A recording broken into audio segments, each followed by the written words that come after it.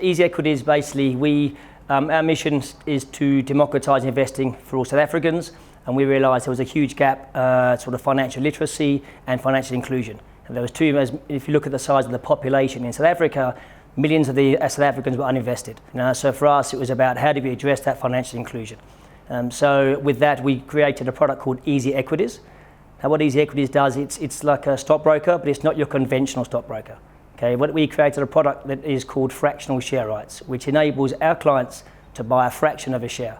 For example, an Apple share, we allow our clients to buy $1 of an Apple share.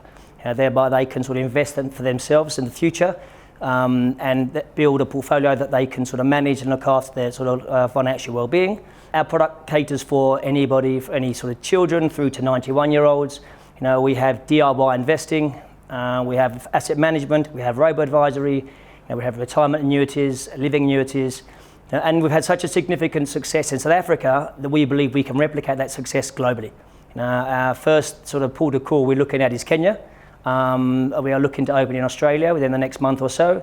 Malaysia is very much on our horizon, and then from there, we're going to sort of take it one step at a time. But we believe we can make a significant difference to people's lives, allowing them to invest themselves in their financial freedom in any way, shape or form, whether it be investing for themselves or through an asset manager through the EasyEquities platform. InvestSure is a world's first, and it allows EasyEquities clients to protect themselves against any directed dealings or fraudulent activities which could have a negative impact on their portfolios. This is my first AIO conference, very impressed so far.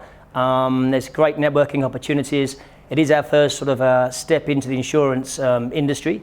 But we do believe that how we've replicated our success with our partners in South Africa in the banking industry, we believe we can replicate that success in the insurance industry.